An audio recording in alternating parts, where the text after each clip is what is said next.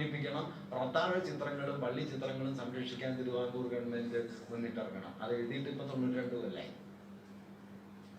ഇപ്പോഴും ആ പൊസിഷൻ മാറിയിട്ടില്ല. അല്ലെങ്കിൽ ഞാൻ വേറെന്ന് പറഞ്ഞാൽ ഇപ്പൊ അജന്ത ഇന്ത്യൻ ചിത്രകലയുടെ പ്രാരംഭമാണെന്ന് പറയും. വർലി ആകട്ടെ ആദിവാസി കലയാണ്. ഇങ്ങനെ നമ്മുടെ ഈ അല്ലെങ്കിൽ ഭരതനാട്യം, രുക്മിണി ദേവി അരുണ്ടയില് പഴയ സതിരാട്ടത്തെ പരിഷ്കരിച്ചാണ് ഭരതനാട്യം ഉണ്ടാക്കിയത്. 400 കൊല്ലം സതിരാട്ടം കൊണ്ടു നടന്ന ദേവദാസികള് ഈ ഭരതനാട്യം വന്നപ്പോ പുറത്തായി. 30-ൽ ഇത് പരിഷ്കരിച്ചെടുത്ത രുക്മിണി ദേവി അരുണ്ടയിലും അവരുണ്ടാക്കിയ നാട്യപ്രകാരവും ക്ലാസിക്കൽ നൃത്തം. ഞാൻ പറഞ്ഞ അമർത്യാസൻ ഇത് കൃത്യമായിട്ട് ചൂണ്ടിക്കാണിക്കുന്നുണ്ട്. ഒന്ന്, ഹൈന്ദവേതര മതപാരമ്പര്യങ്ങൾ. 2, ഇന്ത്യയിലെ തദ്ദേശീയ ജനപാരമ്പര്യങ്ങൾ, ആദിവാസികള്, ദളിതര് അല്ലെങ്കിൽ മറ്റ് പിന്നോക്ക വിഭാഗങ്ങൾ, ഇവരുടെയൊക്കെ വിജ്ഞാന വൈഭവങ്ങൾ. 3, ഇന്ത്യയിലെ ഭൗതിക വിജ്ഞാനത്തിന്റെ പാരമ്പര്യം. ഭൗതികവാദത്തിന്റെ അല്ല, വിജ്ഞാനത്തിന്റെ. രസതന്ത്രം, ഗണിതം, ജ്യോതിശാസ്ത്രം, അല്ലെങ്കിൽ വൃക്ഷചികിത്സ, അങ്ങനെയൊക്കെയുള്ള നമ്മുടെ വിജ്ഞാനത്തിന്റെ നൂറുകണക്കായ പാരമ്പര്യം. ഇതൊന്നും ദേശീയ പാരമ്പര്യമായില്ല. ഈ ദേശീയ പാരമ്പര്യം എന്ന് പറഞ്ഞു കഴിഞ്ഞാൽ ഇപ്പൊ ഉപനിഷത്ത് ദേശീയമാണ് എന്ന് പെട്ടെന്ന് തോന്നുന്നത് പോലെ നമ്മൾ ബുദ്ധനെ ദേശീയമായിട്ട് കാണില്ല. വാസ്തവത്തിൽ ഇന്ത്യൻ ഭരണഘടന ഇതിനെ മറികടക്കാൻ കുറെ ശ്രമിച്ചിട്ടുണ്ട്. ഞങ്ങൾ ഭരണഘടനയുടെ ഒറിജിനൽ നോക്കിയാൽ കാണാൻ പറ്റും. അത് തുടങ്ങുന്നത് ബുദ്ധന്റെ ധർമ്മസ്തംഭത്തിൽ നിന്നാണ്. ഈ 3 സിംഹങ്ങളുണ്ടല്ലോ, ആ ധർമ്മ പ്രകീർത്തിക്കുന്ന 3 സിംഹങ്ങളുടെ ശിരസിൽ നിന്നാണ് ഭരണഘടന ആരംഭിക്കുന്നത്. നന്ദലാൽ ബോസിന്റെ നേതൃത്വത്തിൽ ശാന്തിനികേതനിലെ വിദ്യാർത്ഥികൾ വരച്ച ചിത്രങ്ങൾ ഓരോ അധ്യായത്തിന്റെ ഓരോ ഭാഗത്തിന്റെ മുമ്പിലുണ്ട്. കൗതുകമുള്ള ഒരു കാര്യം കൂടി പറയാം. 14-ാമത്തെ ഭാഗത്തിന്റെ മുകളിലുള്ള ചിത്രം അക്ബറുടെയാണ്. 16-ാമത്തെ ഭാഗത്തിന്റെ മുകളിലുള്ള ചിത്രം ഝാൻസി റാണിയുടെയും ടിപ്പു സുൽത്താന്റെയാണ്. ഇനി ഭരണഘടന കത്തിക്കുമെന്ന് എനിക്കറിഞ്ഞൂടാ. കാരണം ടിപ്പു ഭയങ്കര ദേശവിരുദ്ധനാണല്ലോ. നമ്മുടെ ഭരണഘടനയുടെ 16-ാം അധ്യായത്തിന്റെ മുകളിൽ അദ്ദേഹത്തിന്റെ ചിത്രമുണ്ട് ഝാൻസി റാണിക്ക് ഒപ്പം ഉള്ളത്. ഞാൻ പറഞ്ഞത് ഏറ്റവും അവസാനം ഗാന്ധിയുടെ ചിത്രത്തിൽ അത് അവസാനിക്കുക. നന്ദലാൽ ബോസ് വരച്ച അതിപ്രസിദ്ധമായ ഗാന്ധി ചിത്രത്തിൽ. ഞാൻ പറഞ്ഞത് ഈ ചിത്രമൊന്നും വെറും ചിത്രങ്ങളല്ല, മറിച്ച് എന്താണ് ഇന്ത്യ എന്നുള്ളതിനെ കുറിച്ചുള്ള ഞാൻ ഈ പറഞ്ഞ 20-കൾ മുതൽ വികസിച്ചു വന്ന ദേശീയതാ സങ്കല്പമാണ് വാസ്തവത്തിലുള്ളത്. അതിലൊരു സ്ഥലത്ത് മാത്രമാണ് വാസ്തവത്തിൽ ഈ വൈദികമായ പാരമ്പര്യത്തെ സൂചിപ്പിക്കുന്ന ഒരു ചിത്രമുള്ളത്. ഒരു സ്ഥലത്ത് മാത്രമേ ഉള്ളൂ. ബാക്കിയൊക്കെ ഇത് വ്യത്യസ്ത പാരമ്പര്യങ്ങളാണ്. ഈ പ്ലൂരാലിറ്റി എന്ന് പറയുന്നതിനെ ഭരണഘടന ഇൻകോർപ്പറേറ്റ് ചെയ്യുന്നതിന്റെ ധാരാളം വിശദാംശങ്ങൾ നമുക്കതിൽ കാണാനായിട്ട് കഴിയും. അപ്പൊ ഇങ്ങനെ 20-കൾ മുതൽ 45 വരെയുള്ള ഒരു കാലനൂറ്റാണ്ട് കൊണ്ട് ഒരർത്ഥത്തിൽ പറഞ്ഞാൽ ജനകീയമായ സാമ്രാജ്യവിരുദ്ധ ദേശീയത എന്ന സങ്കല്പത്തിനുള്ളിൽ വികസിച്ചു വന്ന മൂല്യങ്ങളാണ് ഭരണഘടനയുടെ അടിസ്ഥാന മൂല്യങ്ങളായി തീർന്നത്. അതല്ലാതെ ഇന്ത്യയെക്കുറിച്ചുള്ള എല്ലാ ആശയങ്ങളെയും പാർശ്വഭാരതം, അഖണ്ഡഭാരതം, ഹിന്ദുസ്ഥാൻ, ഇങ്ങനെ എത്രയോ പേരുകൾ ഇന്ത്യ എന്നുള്ള പേരിന് പകരമായിട്ട് നിർദ്ദേശിക്കപ്പെട്ടു. അതെല്ലാം തള്ളിക്കളയപ്പെടുകയാണ് ചെയ്തത്. അതൊന്നും സ്വീകരിക്കപ്പെട്ടില്ല. കൗതുകമുള്ളൊരു കാര്യം, നമ്മുടെ ഭരണഘടനാ അസംബ്ലിയിൽ ചേരുന്നത് 46 ഡിസംബർ 9-നാണ്. ഡിസംബർ 11-ാം തീയതിയാണ് രാജേന്ദ്രപ്രസാദിനെ ഭരണഘടനാ അസംബ്ലിയുടെ അധ്യക്ഷനായിട്ട് തെരഞ്ഞെടുക്കുന്നത്. 3-ാം ദിവസം തെരഞ്ഞെടുത്ത അദ്ദേഹത്തെ അധ്യക്ഷവേദിയിലേക്ക് ആനയിക്കുന്നത് 2 പേരാണ്. ഒന്ന് മൗലാന അബ്ദുൽ കലാം ആസാദാണ്, മറ്റൊന്ന് ആചാര്യ കൃപലാനിയാണ്. അവർ 2 പേരും ചേർന്ന് അദ്ദേഹത്തെ ഈ അധ്യക്ഷവേദിയിലേക്ക് കൊണ്ടുവരുമ്പോൾ 2 മുദ്രാവാക്യമാണ് ഭരണഘടനാ അസംബ്ലിയിൽ മുഴങ്ങിക്കേട്ടത്. ഒന്ന് ഇൻക്ലാബ് സിന്ദാബാദാണ്, മറ്റൊന്ന് ജയ് ഹിന്ദാണ്. ഭാരത് മാതാ കി ജയ് ഒന്നുമല്ല കേട്ടോ, ഞാൻ അതുകൊണ്ട് അതൊക്കെ എടുത്തു പറയണത്. ഇൻക്ലാബ് സിന്ദാബാദ്. ഇൻക്ലാബ് സിന്ദാബാദ് മുദ്രാവാക്യം ഉണ്ടാക്കിയത് നിങ്ങൾക്കറിയാലോ, ഹസരത് മൊഹാനിയാണ്, മൗലാന ഹസരത് മൊഹാനി. മൊഹാനിക്ക് വേറൊരു പ്രാധാന്യമുണ്ട്. 921 അഹമ്മദാബാദ് കോൺഗ്രസ് സമ്മേളനത്തില് പൂർണ്ണ സ്വാതന്ത്ര്യ പ്രമേയം ആദ്യം അവതരിപ്പിക്കുന്നത് മൊഹാനിയും സ്വാമി കുമാരാനന്ദയും ചേർന്നാണ്. അവർ കമ്മ്യൂണിസ്റ്റ് പ്രവർത്തകരാണ് ഇവർ 2 പേരും. കോൺഗ്രസ് അന്നത് അംഗീകരിച്ചില്ല. കോൺഗ്രസ് അത് അംഗീകരിക്കുന്നത് 930 ജനുവരി 26-ന്റെ ലാഹോർ സമ്മേളനത്തിലെ പ്രമേയമാണ്. ഈ ജനുവരി 26 ആണ് നമ്മുടെ 950 ജനുവരി 26 നിങ്ങൾ ശ്രദ്ധിച്ചാൽ അറിയാം. 49 നവംബർ 25-ന് ഭരണഘടനയുടെ കരട് അംഗീകരിക്കപ്പെട്ട് 26-ന് ഔദ്യോഗികമായത് പാസ്സായി. പക്ഷേ ഭരണഘടന അംഗീകരിക്കപ്പെട്ട് പിന്നെ 2 മാസം കഴിഞ്ഞിട്ടാണ് ഇന്ത്യ റിപ്പബ്ലിക് ആയത്. അതെന്തുകൊണ്ടാന്ന് വെച്ചാൽ 930 ജനുവരിയിലാണ് Purna Swaraj declaration Congress working committee അംഗീകരിക്കുന്നത്. അതിന്റെ 20-ാം വാർഷികത്തിലാണ് ഈ നമ്മുടെ റിപ്പബ്ലിക് ആവുന്നത്. ഞാൻ പറഞ്ഞു എന്താ വെച്ചാൽ ഈ ഡേറ്റ് ഒന്നും യാദൃച്ഛികമല്ല. ഏത് പാരമ്പര്യമാണ് ഈ ഭരണഘടനയിൽ ഉള്ളത്, എന്താണ് ഈ ഭരണഘടന റെപ്രസെന്റ് ചെയ്യുന്ന നാഷണലിസം എന്ന ചോദ്യത്തിന്റെ ഉത്തരം കൂടിയാണ് 50 ജനുവരി 26. അത് അട്ടിമറിക്കാൻ വേണ്ടിയിട്ടാണ് ഇപ്പോ എന്താ പറയാ 49 നവംബർ 26 കോൺസ്റ്റിറ്റ്യൂഷൻ ഡേ എന്ന് പറഞ്ഞിട്ടൊരു പുതിയ ഡേ വരുന്നല്ലോ. അത് വെറുതെ വരുന്നതല്ല, മറിച്ച് ഇതാണ് പ്രധാനം, ജനുവരി 26 അല്ല. കാരണം ജനുവരി 26 ദേശീയ പ്രസ്ഥാനത്തിന്റെ പാരമ്പര്യത്തിൽ നിന്ന് വരുന്നതാണ്. അതിന് ഹിന്ദുത്വത്തിന് ഒരു റോളും ഇല്ല. മറിച്ച് ഇതൊരു ടെക്നിക്കൽ ഡേറ്റ് ആണ് എന്ന് വരുത്തുക. ഏത് കോൺസ്റ്റിറ്റ്യൂന്റ് അസംബ്ലി അംഗീകരിച്ച് വോട്ടെടുപ്പിൽ അംഗീകരിച്ച് സമ്പൂർണ്ണമായി പാസ്സാക്കിയ ദിവസമാണ് കോൺസ്റ്റിറ്റ്യൂഷൻ ഡേ എന്ന് പറയുക വഴി കോൺസ്റ്റിറ്റ്യൂഷനെ ഒരു സാങ്കേതിക രേഖയാക്കുന്നു. കോൺസ്റ്റിറ്റ്യൂഷന്റെ പിന്നിലുള്ള സാമൂഹ്യ രാഷ്ട്രീയ ഉള്ളടക്കത്തെ തമസ്കരിക്കുന്നു. ആ സാമൂഹ്യ രാഷ്ട്രീയ ഉള്ളടക്കമാണ് 30 ജനുവരി 26 നിന്ന് 50 ജനുവരി 26 തുടരുന്നത്. അതാണ് ഇന്ത്യയുടെ രാഷ്ട്രീയ ജനാധിപത്യത്തെയും ആധുനിക രാഷ്ട്രഭാവനയെയും രൂപപ്പെടുത്തിയത്. അതിനെ മറച്ചുവെക്കുക എന്നത് കൂടിയാണ് വാസ്തവത്തിൽ ഇന്ന് അതിനെ തമസ്കരിക്കാനുള്ള ശ്രമങ്ങളുടെ പിന്നിലുള്ളത്. ഞാൻ പറഞ്ഞു വന്ന കാര്യം എന്താണെന്ന് വെച്ച് കഴിഞ്ഞാൽ, ഇങ്ങനെ ഒരു രാഷ്ട്രീയാധികാരത്തിന്റെ മണ്ഡലത്തിൽ അല്ലെങ്കിൽ രാഷ്ട്രീയ മണ്ഡലത്തിൽ ഇൻക്ലൂസീവ് ആയ സമയത്തും ഇന്ത്യൻ ദേശീയതയ്ക്ക് ഉണ്ടായിരുന്ന അടിസ്ഥാനപരമായ പരിമിതി ഞാൻ നേരത്തെ പറഞ്ഞതുപോലെ അതിന് പൊളിറ്റിക്കലി ഇൻക്ലൂസീവ് ആയതുപോലെ കൾച്ചറലി ഇൻക്ലൂസീവ് ആവാൻ കഴിഞ്ഞില്ല. അതുകൊണ്ട് അംബേദ്കർ തന്നെ ഉപയോഗിക്കുന്ന ഒരു ടേം ഉണ്ട്, ലേയേർഡ് സോവറിറ്റി. തട്ടുതിരിഞ്ഞ പരമാധികാരമുള്ള സമൂഹമായിട്ടാണ് ഇന്ത്യ നിന്ന്. ഗ്രേഡഡ് ഇൻഇക്വാലിറ്റി എന്ന് അദ്ദേഹം പറയുന്നില്ല, ശ്രേണീകൃത സമത്വം. ലേയേർഡ് സോവറിറ്റിയാണ്. പരമാധികാര രാഷ്ട്രമാണ് ഇന്ത്യ എന്ന് പറയും, പക്ഷെ ഒരൊറ്റ പരമാധികാര രാഷ്ട്രമല്ല. ഓരോ തട്ടിലും പരമാധികാരം വേറെ വേറെയാണ്. കാരണം ഓരോ ജാതിയും ഓരോ തട്ടായിട്ട് നിൽക്കുന്നു. ഓരോ ജാതിയും അതിന്റെ സ്വയം പരമാധികാരത്തിലാണ് നിൽക്കുന്നത്. അതുകൊണ്ട് സോവറിൻ സ്റ്റേറ്റ് എന്ന് പറയുന്ന സമയത്തും ഈ സോവറിനിറ്റി അകത്ത് ലേയേർഡാണ്, തട്ടുതിരിഞ്ഞു നിൽക്കുകയാണ്. ഈ തട്ടുതിരിഞ്ഞ അവസ്ഥയെ പരിഷ്കരിക്കണം, ഈ തട്ടുതിരിഞ്ഞ അവസ്ഥയെ തകർക്കണം. അതിനു വേണ്ടുന്ന നിർദ്ദേശങ്ങളെ ഭരണഘടനയ്ക്കുള്ളിൽ സന്നിവേശിപ്പിച്ചുകൊണ്ട് ഭരണഘടനയെ പരിവർത്തനോന്മുഖമാക്കി, വെർട്ടിക്കലായി മാത്രമല്ല ഹൊറിസോണ്ടലായി. വെർട്ടിക്കലായി ലംബമാനമായി കോളനി അധികാരത്തിൽ നിന്നുള്ള തദ്ദേശീയ ജനതയുടെ സ്വാധികാര സ്ഥാപനമാണ് ഭരണഘടന നിർവഹിക്കുന്നതെങ്കിൽ, തിരശ്ചീനമായി അത് സഹസ്രാബ്ദങ്ങളായി നിലനിന്ന സാമൂഹ്യ ശ്രേണീകരണത്തെ, അസമത്വത്തെ നിരസിക്കാൻ പോകുന്ന ഊർജത്തിന്റെ സന്നിവേശമാണ്. ഈ ഘടകത്തിലാണ് വാസ്തവത്തിൽ അംബേദ്കർ ഭരണഘടനയിൽ മറ്റാരും നൽകാത്ത വലിയ സംഭാവന ചെയ്തത്. അദ്ദേഹത്തിന്റെ അഭാവത്തിൽ ഭരണഘടനയിൽ ഇതുണ്ടാവുക എളുപ്പമല്ല. അത് ഒരു കാര്യം കൂടി സൂചിപ്പിക്കാം.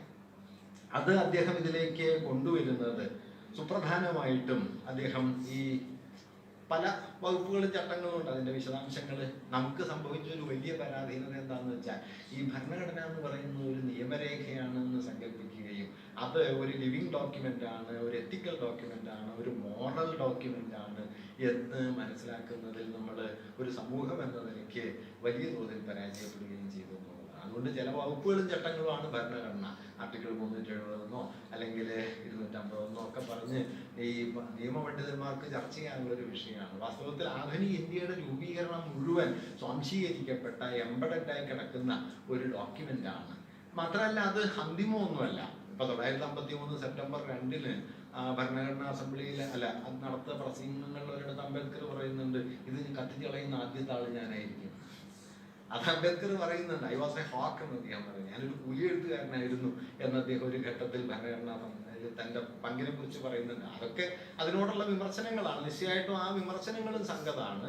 പക്ഷെ ഒപ്പം തന്നെ ഈ ഭരണഘടനയുടെ മൗലികമായ ഒരു പ്രാധാന്യം, സാമൂഹിക സ്വാതന്ത്ര്യം എന്ന് പറയുന്ന ഒന്നിനെ അത് സന്നിവേശിപ്പിക്കുകയും ഈ ജാതിബന്ധങ്ങളെ മറികടക്കുന്ന ഒരാധുനിക പൗരസമൂഹത്തിന്റെ രൂപീകരണത്തിന് ഏറ്റവും നിർണായകമായ ഒരു അടിത്തറ ഒരുക്കുന്ന ഡോക്യുമെന്റായിട്ട് ഈ ഭരണഘടനയെ മാറ്റി എന്നതുമാണ്. അങ്ങനെയാണ് കേവലമായ ഭരണനിർവഹണത്തിന്റെ ഒരു തത്വരൂപീകരണം എന്നതിൽ നിന്ന് ഒരു ആധുനിക സമൂഹ രൂപീകരണത്തിന്റെ അടിസ്ഥാന ഊർജം എന്ന നിലയിലേക്ക്, അതിന്റെ സ്രോതസ് എന്ന നിലയിലേക്ക് ഭരണഘടനയെ അംബേദ്കർ കൊണ്ടുവരുന്നത്. ഇതിൽ അദ്ദേഹം ഏറ്റവും പ്രധാനമായി ഉയർത്തിയത് ഈ ജനാധിപത്യം എന്ന് പറയുന്നതിനെ സവിശേഷമായ പുതിയൊരു ഒരു ഒരു ഒരു ഭാവനാമണ്ഡലത്തിൽ പ്രതിഷ്ഠിച്ചു എന്നുള്ളതാണ്. ആ ഭാവനാമണ്ഡലമാണ് ലിബർട്ടി, ഇക്വാലിറ്റി, ഫ്രറ്റേണിറ്റി എന്ന് പറയുന്ന ആശയം. അത് വളരെ പ്രധാനപ്പെട്ട ഒരു കാര്യമാണ്. അദ്ദേഹം അതിനെക്കുറിച്ച് പറയുന്ന ഒരു കാര്യം ഞാനൊന്ന് നിങ്ങളുടെ ശ്രദ്ധയ്ക്ക് വേണ്ടി വായിക്കാം. അത് ഈ വളരെ ശ്രദ്ധിക്കേണ്ട ഒരു കാര്യമാണ്. എങ്ങനെയാണ് അദ്ദേഹം ഈ തത്വങ്ങളെ പരസ്പരം ബന്ധിപ്പിക്കുകയും ജനാധിപത്യവുമായി അതിനെ ഘടിപ്പിക്കുകയും ചെയ്യുന്നത്. ഈ ജനാധിപത്യം എന്നുള്ളത് കേവലമായ രാഷ്ട്രീയ സംഹിത എന്നതിൽ നിന്ന്, അല്ലെങ്കിൽ രാഷ്ട്രീയത്തിൻ്റെ പ്രയോഗ നിർവഹണ രീതി എന്നതിൽ നിന്ന് ഒരു ധാർമ്മിക മൂല്യമായിട്ട് മാറുന്നത് എങ്ങനെ എന്നത് അദ്ദേഹം വിശദീകരിക്കുന്ന ഒരു ഭാഗമാണ്. These principles of liberty, equality and fraternity are not to be treated as separate items in a trinity. ഇതിനെ മൂന്നിനെയും സ്വാതന്ത്ര്യം, ജനാധിപത്യം, സാഹോദര്യം എന്നതിനെ സെപ്പറേറ്റ് ആയിട്ടല്ല നമ്മൾ ട്രീറ്റ് ചെയ്യേണ്ടത്. ഒരു തൃത്വത്തിലെ 3 ഘടകങ്ങളല്ല. They form a union of trinity in the sense that to divorce one from other is to defeat the very purpose of democracy. ഇവ 3 ഒരു തൃത്വത്തിലെ ഘടകങ്ങളാണ്. ഒന്നിനെ മറ്റൊന്നിൽ നിന്ന് വേർപെടുത്തിയാൽ ജനാധിപത്യത്തെ തന്നെ അത് അന്തിമമായി പരാജയപ്പെടുത്തും. അതുകൊണ്ട് ജനാധിപത്യം എന്ന് പറയുന്നത് വളരെ പ്രധാനമാണ്. കാരണം കൗണ്ടർ മെജോറിറ്റേറിയനായ ഒരു പൊസിഷനിലേക്ക് ജനാധിപത്യത്തെ കൊണ്ടുപോകാനുള്ള ഏറ്റവും തിയററ്റിക്കലായ ഒരു പൊസിഷനിങ് ആണ്. അതായത് കേവല ഭൂരിപക്ഷവാദത്തിനപ്പുറത്തേക്ക് ജനാധിപത്യത്തെ ഒരു ധാർമ്മിക പ്രമാണമാക്കുന്ന ഒരു ബദൽ, ആ രാഷ്ട്രീയ ദർശനം, ഒരു പൊളിറ്റിക്കൽ വിഷൻ രൂപപ്പെടുത്തുകയാണ്. അതുകൊണ്ടാണ് അദ്ദേഹം പറയുന്നത് ഒന്നിനെ മറ്റൊന്നിൽ നിന്ന് വേർപെടുത്താൻ കഴിയില്ല. വേർപെടുത്തി കഴിഞ്ഞാൽ ജനാധിപത്യം നിർത്തായി പോകും. Liberty cannot be divorce from equality, equality cannot be divorce from liberty. സ്വാതന്ത്ര്യത്തെ സമത്വത്തിൽ നിന്ന് വേർപെടുത്താൻ കഴിയില്ല, സമത്വത്തെ സ്വാതന്ത്ര്യത്തിൽ നിന്ന് വേർപെടുത്താൻ കഴിയില്ല. Nor can liberty and equality be divorced from fraternity. സ്വാതന്ത്ര്യത്തെയും സമത്വത്തെയും സാഹോദര്യത്തിൽ നിന്നും വേർപെടുത്താൻ കഴിയില്ല. ഇനി അങ്ങോട്ട് പ്രധാനമാണ്. Without equality liberty would produce the supremacy of the few over the many. സമത്വമില്ലെങ്കിൽ സ്വാതന്ത്ര്യം എന്നത് ഒരു ന്യൂനപക്ഷം മഹാഭൂരിപക്ഷത്തിന് മേൽ നേടുന്ന ആധിപത്യമാണ്. ഇതൊക്കെ നമ്മൾ ഇന്ന് അനുഭവിച്ചുകൊണ്ടിരിക്കുന്നു. Without equality liberty would produce the supremacy of the few over the many. മഹാഭൂരിപക്ഷത്തിന് മേലുള്ള അതിന്യൂനപക്ഷത്തിന്റെ ആധിപത്യമാണ് സമത്വമില്ലാത്ത സ്വാതന്ത്ര്യം. Equality without liberty would kill individual initiative. തിരിച്ച് സ്വാതന്ത്ര്യമില്ലാത്ത സമത്വമാണെങ്കിൽ വ്യക്തിയുടെ ഇച്ഛ ഉണ്ടാവില്ല. വ്യക്തിയുടെ ഇച്ഛയെ, അതിന്റെ മുൻകൈയിനെ ഇല്ലാതാക്കുന്ന ഒന്നായിരിക്കും അത്. Without fraternity liberty and equality could not become a natural course of sin. അവിടെയാണ് അദ്ദേഹം അതിനെ പ്രതിഷ്ഠിക്കുന്നത്. പക്ഷേ സാഹോദര്യത്തിന്റെ അഭാവത്തിൽ സ്വാതന്ത്ര്യമോ സമത്വമോ സഹജമായി തീരില്ല. നാച്ചുറൽ കോഴ്സ് ഓഫ് സിൻ, സ്വാഭാവികമായി തീരില്ല. ഒരു ജനതയിൽ, ഒരു സമൂഹത്തിൽ സ്വാതന്ത്ര്യബോധവും സമത്വബോധവും നിലനിൽക്കണമെങ്കിൽ ആ ജനതയിൽ നിലീനമായ മൂല്യമായി സാഹോദര്യം ഉയർന്നു വരണം. സാഹോദര്യത്തിന്റെ അഭാവത്തിൽ it would require a constable to enforce them. സാഹോദര്യ ഭാവന ഇല്ലെങ്കിൽ നിങ്ങൾക്കൊരു പോലീസുകാരനെ നിർത്തേണ്ടി വരും എല്ലായിടത്തും സമത്വവും സാഹോദര്യവും നിലനിർത്താൻ. ഈ ആശയം വികസിപ്പിച്ചുകൊണ്ട് അദ്ദേഹം ഒരു സ്ഥലത്ത് പറയുന്ന പ്രധാനപ്പെട്ട പോയിന്റ് ഉണ്ട്. ലിബർട്ടി, ഇക്വാലിറ്റി എന്ന് പറയുന്നത് യൂണിലീനിയർ അല്ല, രണ്ടും നേർക്കുനേരെ പൊരുത്തപ്പെട്ട് നിൽക്കുന്നതല്ല. കാരണം എൻ്റെ സ്വാതന്ത്ര്യം ഈ സമൂഹത്തിന്റെ സമത്വബോധവും തമ്മിലൊരു കോൺഫ്ലിക്റ്റ് ഉണ്ട്. കാരണം എൻ്റെ സ്വാതന്ത്ര്യം എന്ന് പറയുന്നത് അനിയന്ത്രിതമായി വളരാനും പെരുകാനുള്ള എൻ്റെ അഭിലാഷത്തെ കൂടി ഉൾക്കൊള്ളുന്നുണ്ട്. അത് നിങ്ങളുടെ ഒരു സമൂഹത്തിന്റെ സമത്വ സങ്കല്പത്തെ തരംഗം വയ്ക്കുന്നതാണ്. അതുകൊണ്ടാണ് ഇദ്ദേഹം പോലീസ് വേണ്ടി വരുമെന്ന് പറയുന്നത്.